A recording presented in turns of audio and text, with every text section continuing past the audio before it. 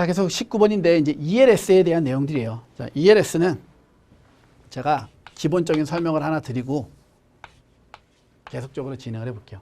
ELS는요, 대표적인 파생, 결합, 증권이에요. 증권이니까 뭐가 있다? 원본 손실 가능성이 있다. 이거예요. 자, ELS를 학습하시면서 이제 제일 혼동하는 것들이 뭐냐면 이게 이제 낙이라는 거거든요.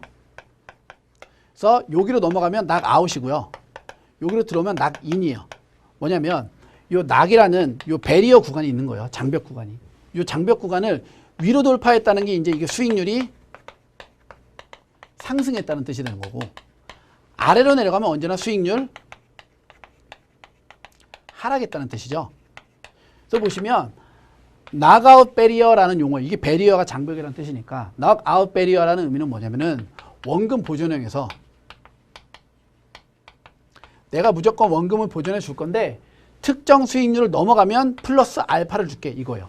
그래서 원금 보존을 하는 거와 동시에 특정 수익률을 벗어나 버리면은요, 이게 바로 플러스 알파를 받으면서 나오는 조기 상환 요건을 충족했다. 이 얘기가 바로 낙아웃 배리어에서 나오는 얘기예요. 되시죠? 그러면 거꾸로 낙인 배리어는요, 수익률이 떨어져서 이 배리어를 하단으로 돌파했다는 뜻이에요. 그러니까 얘는 뭐예요? 낙인 배리어를 하락 돌파했을 경우에는 손실이 발생할 수 있어요. 그러니까 얘는 원금 비보존형이 되겠죠.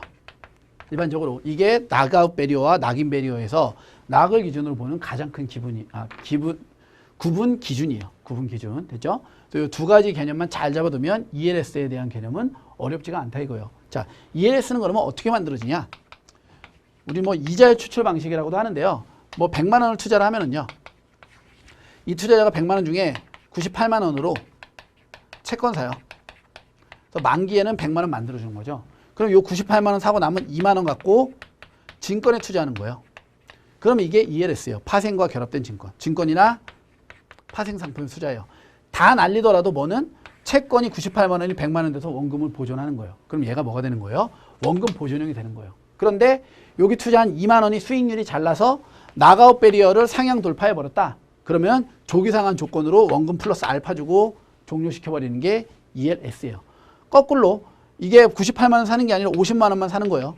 그래서 이 수익률을 더 극대화시키는 거죠. 위험 자산에 50만 원 투자하는 거예요.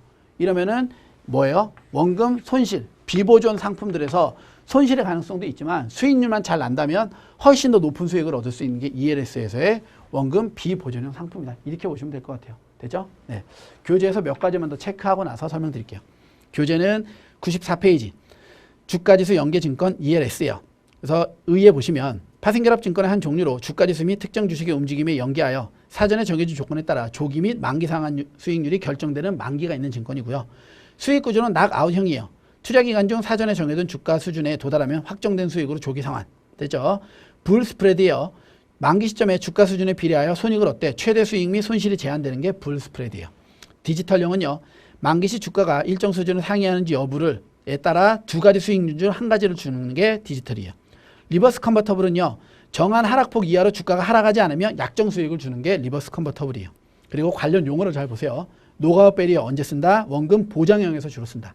밑에 있는 녹인 배리어는요, 주로 원금 비보장형에서 주로 쓴다. 더미 수익은요, ELS가 조기 상환되지 않고 만기까지 보유했을 때 투자 기간 중 낙인을 타치한 적이 없으면 만기에 지급되는 보너스예요. 그러니까 낙아웃, 낙인 걸어놨는데요, 이 중간에서만 계속 움직인 거예요. 낙인을 찍진 않고 낙아웃도 못 찍어서 조기 상환도 안 된 거죠. 그러면 많이는 못 줘도 조금은 더 줄게. 아무튼 손해는 난 적이 없으니까. 이게 더미 수익이에요. 리베이트는요, 노가웃 ELS에서 사전에 정한 노가웃 배리어를 초과하여 상승한 경우에 지급되는 고정 수익률. 뭐냐면 이 노가웃 배리어가 6%예요. 근데 6%를 초과해서 10%까지 넘어가 버렸다. 그리고 여기에서 나오는 플러스 알파를 또 주는 게 리베이트라고 보시면 돼요. 리베이트. 참여율은요, 기초자산의 가격 상승률 또는 하락률에 대하여 수익률이 어떤 비율로 참여했는가에 따른 비율이에요.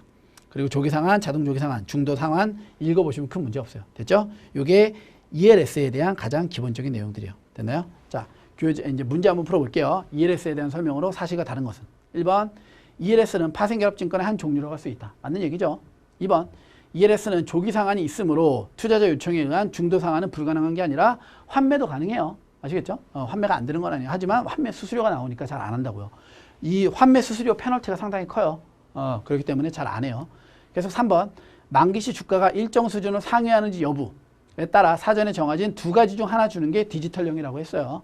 4번 미리 정한 하락폭 이하로 주가가 하락하지만 않으면 사전에 약정한 수익률을 지급한다. 리버스 컨버터블령이죠. 그래서 정답은 다 맞고요. 우리 2번만 잘못됐네요. 중도 환매도 가능하다. 됐나요? 자, 이번 시간은 여기까지 해서 정리를 좀 할게요. 여기까지 해서 정리하고요. 다음 시간에 계속해서 주식 워런트 증권부터 이어서 좀 풀어보도록 하겠습니다. 이번 시간 금융상품에서도 조금 까다로운 부분들을 많이 했어요. 그래서 좀 어려울 수는 있는데 그래도 꼭 이해해야 될 부분들과 암기할 부분들 구분해서 보시고 이 부분도 그렇게 외울 부분보다는요. 암기하는 부분보다는 이해하는 부분이 훨씬 중요해요. 그러니까 이해 위주로 정리하시면 될 것 같아요. 네, 이번 시간 여기까지 마무리하고 다음 시간에 계속해서 문제 풀어보도록 하겠습니다. 수고 많으셨습니다.